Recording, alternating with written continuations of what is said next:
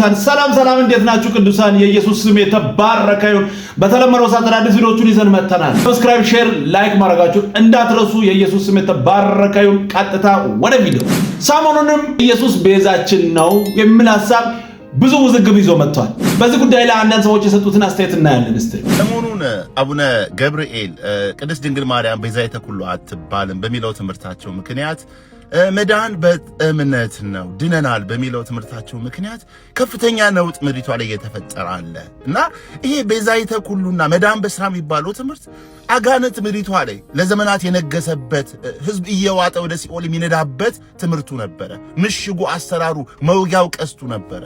ያ ቀስት ነው የተሰበረው። ያ ምሽግ ነው የተነካው። ቁጣው ከዚህ ተነስቶ ነው። ነውጡ ከዚህ ተነስቶ ነው። ሲኦል ነው የተናወጠው። ጨለማው ነው የተንቀሳቀሰው የተመታው።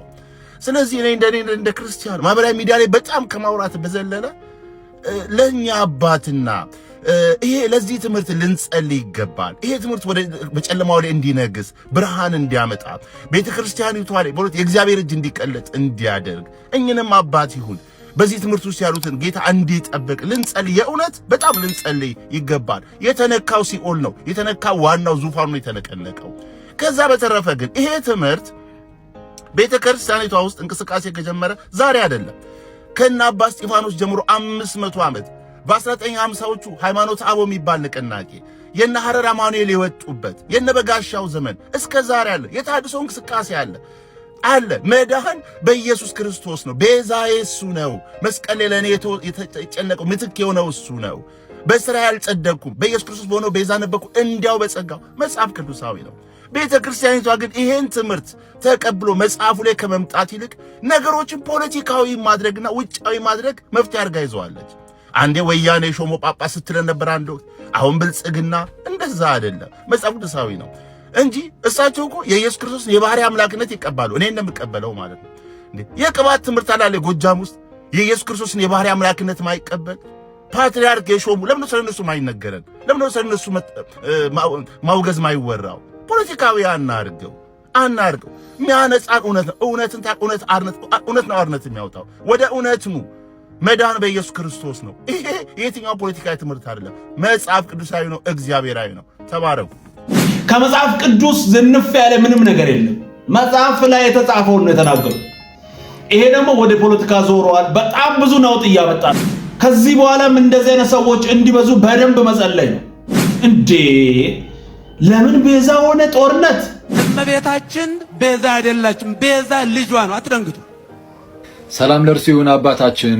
እኚህ የቤተ ክርስቲያን ሐቀኛ አገልጋይ ማርያም የዓለም ቤዛ ልትሆን አትችልም፣ ቤዛችን ኢየሱስ ክርስቶስ ብቻ ነው በማለታቸው ብቻ ማንም ማርያምን በግድ ካላመለከ ድባይ እየተነሳ አፉን ሊጠርግባቸው ሲሞክር ተመልክተናል። እውነት እናንተ ለክርስትና ተቆርቋሪ ሆናችሁ ከሆነ ዘበነ የተባለ የወንጌል ቫይረስ መድረክ ላይ ማይክራፎን ይዞ ከኢየሱስ ይልቅ እኮ አጋንንት ማርያምን ነው የሚፈሯት ሲል አውግዙልን ይሄን ሰው አትሉም ነበረ? ኢየሱስ የመባ ጽዮንን ከንፈር ለአንድ ሰዓት ሲመጠምጠው ቆየ የሚል ዘግናኝና ለጆሮ የሚቀፍ መጽሐፍ አውጡና ጣሉልን አውግዙልን አትሉም ነበረ? የተክለ ሃይማኖት ተቅባጥ ከኢየሱስ ክርስቶስ ደም ጋር ይስተካከላል ሲባል ኧረ ምን አይነት ማዕት ነው የመጣብን ወደዛ አውጡና አውግዙልን አትሉም ነበረ? እናንተ ማርያምን ለማስመለክ በጥፍራችሁ የቆማችሁ ስለሆናችሁ እንጂ። በመጀመሪያ ማርያም ሰው መሆኗን ለማታውቁ ሰዎች የማስተላልፈው አንድ መልእክት ቢኖር እኛ በየሰፈራችን ቤቲ፣ ጄሪ፣ መቅዲ ምናምን እንደምንላቸው አይን፣ አፍንጫ፣ እጅ፣ እግር፣ ጸጉር፣ ጆሮ፣ ዳሌ፣ ጡት ምናምን ያላት ከእስራኤል መንደሮች በአንዱ ትሮር የነበረች ሴት ናት ድንግል ማርያም ማለት። ከዚህ ዓለም እግዚአብሔር የሰጣትን ሥራ ፈጽማ በሰላም ተገላግላለች።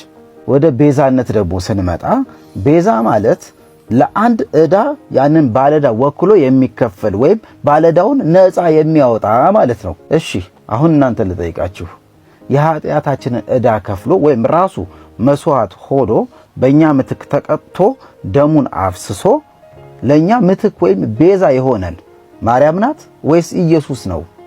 እስኪ መልሱን ለራሳችሁ መልሱ። ይሄን እኮ ለማሰብ እኮ ለማወቅ እኮ ምንም የተለየ ጭንቅላት ወይ መንፈሳዊ ዕውቀት እኮ አያስፈልግም። አንድ ሰው ክርስቲያን ነኝ ካለና በኢየሱስ ክርስቶስ ካመነ የኢየሱስ ክርስቶስን በመስቀል ላይ መሰቀል ካመነ ለምንድን ነው የተሰቀለው? ለምንድን ነው የሞተው? እንግዲህ በኔ ፋንታ ነው ለኔ ነው የሞተልኝ ካልክ መልሰ ደግሞ ቤዛ የማርያም ናት የምትል ከሆነ ምንድነው? ምን ማለት ነው? እርስ በርሱ አይጋጭብህም? እንደው ለማርያም ጥብቅና ካልቆምን ብላችሁ ዘብ የቆማችሁትንስ እንደው እሷ ራሷ ናት ወይስ ልጇ ኢየሱስ ነው ለእናቴ ጥብቅና ቆሙልኝ አደራ ያላችሁ? በአንደበቱም ሆነ በድርጊቱ ማርያም ላይ ኃጢአት የሰራ ወይም ጥፋት ያጠፋ ሰው ካለ ራሱ ጌታ ይቀጣዋል። እናንተ ምን ቤት ናችሁ? እውነት ነው። የተለየ የመጽሐፍ ቅዱስ ዕውቀት አያስፈልግም። የተለየ ጭንቅላት አያስፈልግም። ስለኛ የተሰቀለው ማን ነው? ይሄ እኮ ግልጽ እኮ ነው። ላለማሰብ ተፈልጎ ነው እንጂ ይሄ እኮ ግልጽ ነው። የተለየ ጭንቅላት የተለየ ዕውቀት አያስፈልግም። ግልጽ የሆነ ነገር እኮ። ውሸት አታውሩ፣ እውነት ዝም አትልም። ቤዛ ኢየሱስ ነው፣ ሌላ ቤዛ የለም። ማነው ያስተማረው? ማርያም ቤዛ ሆነች ዓለምን ለማዳን መች መስቀል ላይ ሞተች። የመውለዷ ምስጢር ስልጣን የጌታ ነው። ይሄን ካላወቅን ምኑን ያመን ነው? አማላጅም እርሱ ሌላ አማላጅ የለም። ጳውሎስ ጽፎታል፣ ማንም አይቀይርም። ሮሜ ምዕራፍ 8 ገብታችሁ አንብቡ። እውነትን አስቀምጧል ጳውሎስ ከልቡ። ሁሉን የፈጸመው የእግዚአብሔር ልጅ ነው። ወደድንም ጠላንም ኢየሱስ ጌታ ነው። ክብር ለአምላካችን። እውነቱ ይሄ ነው። ከኛ የሚጠበቀው እርሱን መከተል ነው። የግጥሙ ጻፊ ሲሳይ ይባላለሁ። ስላዳመጣችሁኝ አመሰግናለሁ። ተባረኩ ብዬ ተሰናብቻለሁ። ላይክ ፎሎ ሼሩን አደራ አላለሁ። ይሄ ነው እውነት ነው። እውነት ነው። አባቶች ቆረጡ እውነቱን ሊገልጡ ቤዛነትህን ለማንም ላይሰጡ ተማምለው ወጡ። እናንተም አድምጡ ጆሮአችሁን ክፈቱ ከእውነቱ ውጪ ምንም ላታመጡ። ክብሩን ዝቅ አድርጎ ከሰማያት ወርዶ በአደባባይ ሞቶ መቃብርም ወርዶ አሳይቶናል ስራችንን ሰርቶ። ይህንን እውነት ላለመቀበል ዙሪያ ጥምጥም መሄድ ይብቃ። ኢየሱስ ብቻ ነው የዓለም ቤዛ። አሜን አሜን። ኢየሱስ ብቻ ነው የዓለም ቤዛ።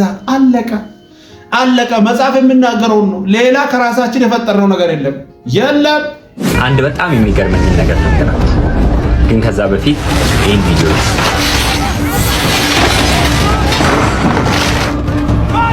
አንድ በጣም የሚገርመኝ ነገር ልንገራችሁ። እስከ ዛሬ በዚች ምድር ላይ ወይም ረግጠንባት በቆምንባት መሬት ላይ የብዙ ሺዎችና ሚሊዮኖች ሰዎች ደም ፈሷል። ግን ይቺ ምድር ለአንዱም ለፈሰሰባት ደም ምላሽ ሰጥታ አታውቅም። እስከ ዛሬ የፈሰሰባትን የብዙ ሺዎች ሰዎች ደም ጠጥታ ዝም ነው ያለችው። ግን ያኔ በጲላጦስ የፍርድ ወንበር ፊት ለፈሰሰባት ደም ምድር ምላሽ ሰጥታለች። ክርስቶስ ተገርፎ ደሙ መሬት ሲፈስና ሲሰቀል ምድር ተንቀጠቀጠች፣ አለቶቿ ተሰነጣጠቁ፣ የምድር መሰረቷ ተናወጠ። ለብዙ ሺህ ዓመታቶች በውስጡ የያዘቻቸውን ሙታኖች ተፋቻቸው። ሙታኖች ተነሱ። መጽሐፍ ሲናገር ይላል ለከተማ ወጥተው ለሕዝብ ታዩ። ምድር ለፈሰሰባት ደም ያኔ ምላሽ ሰጠች። ይህንን ጌታ ነው የምናመልከው። ይሄ ነው መመለክ ያለበት፣ መከበር ያለበት በቤተ ክርስቲያን ውስጥ በእኛ ህይወት ላይ እሱ ብቻ ነው ከፍ ማለት ያለበት እንጂ ሰው ለማክበር ዙሪያ ጥምጥም አይሰራም። በህይወታችን ላይ ከፍ ብሎ ደምቆ መታየት ያለበት እሱ ብቻ፣ የናዝሬቱ ኢየሱስ ስሙ የተባረከ ይሁን። ለዛሬ የነበሩ ቪዲዮዎች እነዚህ ነበሩ። ቀጣይ በሌላ እንገናኛለን። ሰብስክራይብ፣ ሼር፣ ላይክ ማድረጋችሁን እንዳትረሱ። እወዳችኋለሁ። ተባረኩ።